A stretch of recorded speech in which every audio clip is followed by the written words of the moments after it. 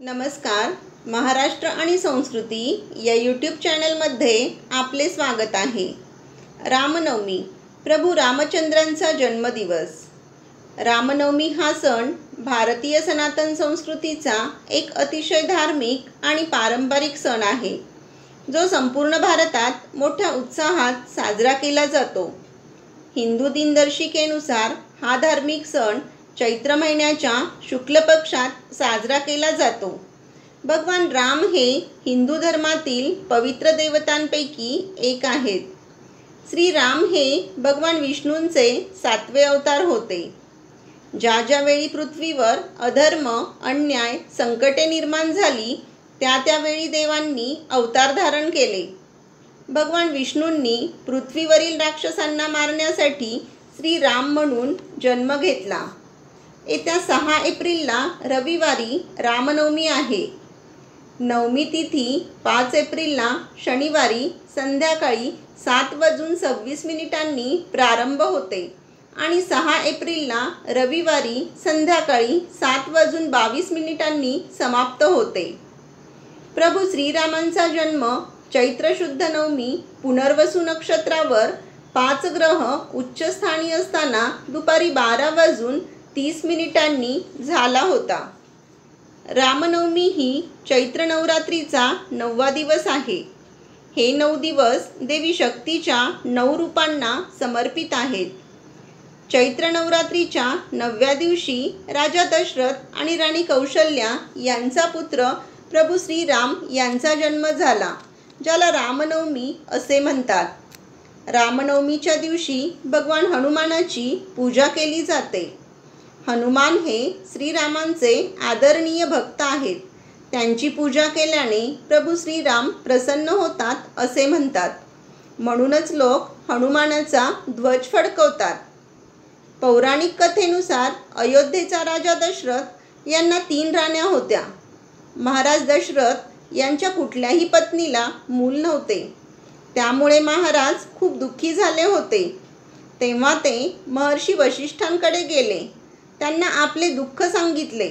यानंतर महर्षी वशिष्ठांनी यज्ञ करण्यास सांगितले. यज्ञ संपल्यानंतर महर्षींनी प्रसाद म्हणून त्यांना खीर दिली आणि ती खीर 3 राण्यांना खायला सांगितली. महाराजांनी आपल्या 3ही राण्यांना ती खीर खाऊ घातली आणि 9 महिन्यानंतर महाराज दशरथ यांची ज्येष्ठ पत्नी कौशल्या हिला अतिशय तेजस्वी पुत्र झाला. महाराज दशरथ आणि राणी कौशल्या यांचा पुत्र प्रभू श्रीरामांचा जन्म झाला.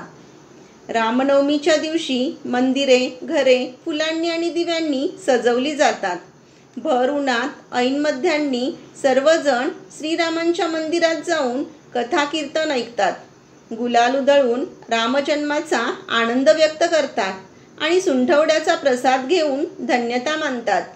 अयोध्या, नाशिक, पंचवटी या ठिकाणी तर प्रभू रामचंद्रांचे प्रत्यक्ष वास्तव्यच होते. म्हणूनच या ठिकाणी रामनवमीचा उत्साह मोठ्या प्रमाणावर साजरा होतो. या दिवशी काही भक्त उपवास देखील करतात. ठिकठिकाणी रामचरितमानस पठण, रामरक्षा पठणही केले जाते. प्रभू श्रीरामांच्या मंत्राचा जपही केला जातो. असे म्हणतात की धार्मिक ग्रंथानुसार कलियुगात मनुष्य फक्त भगवान रामाचे स्मरण करून सर्व अडथळे पार करू शकतो.